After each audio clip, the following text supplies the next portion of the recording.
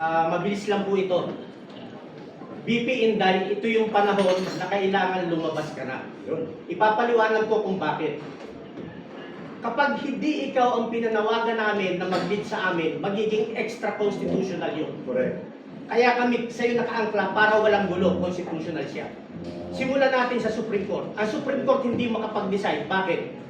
Unahin natin TRO ni Bato. Hindi siya makapagbigay ng TRO kasi pag nagbigay ng TRO ang Supreme Court, inamin niya na mali yung ginawa nila kay PRRD. Yun.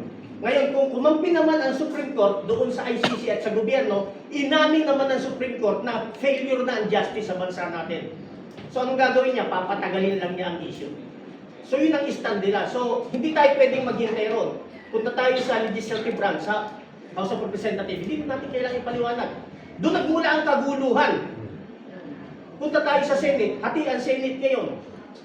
Pumunta tayo sa executive branch, di lalo na. Sila nga yung nagmamando kasabwat lahat eh.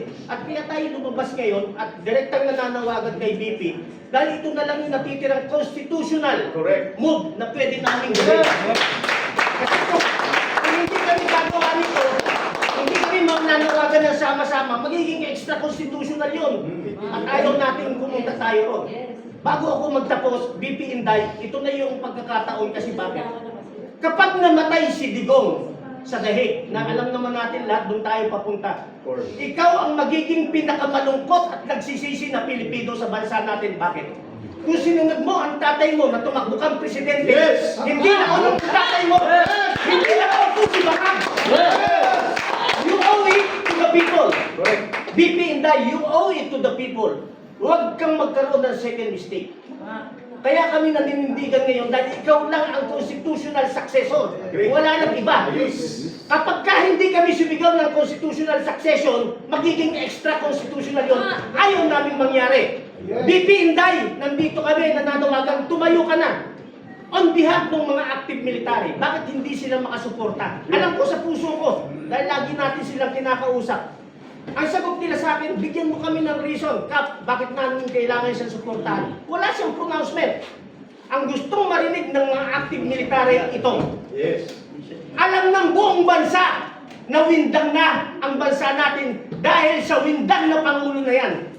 So bilang pangalawang Pangulo, hindi ko inuutusan ng active military na magkaroon ng kudeta o gumawa ng bagay na hindi naaayon sa konstitusyon. Pero putang ina, suportahan nyo yung mga nagsasabi ng katotohanan.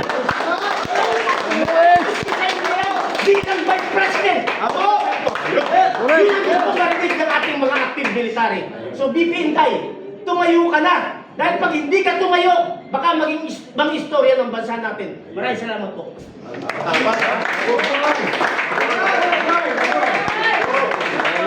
Ito ay sentimiento mula sa mga retired military and police officers, men and women in uniform. At naririnig po at maririnig yan ng mga nasa aktibo. Hindi kami nag-uudyok.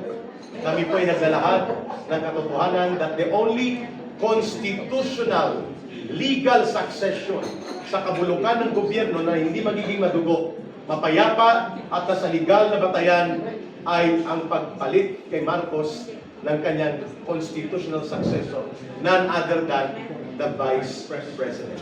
At yan ang itinutulak ng taong bayan. Yan ang itutulak natin sa mapayapang paraan. Kaya pakinggan natin ang Riding Community Sectoral Organization all over the country kay Brother Renz sa kanyang pahayag and then open for question and answer to be led by the panel. Brother Renz,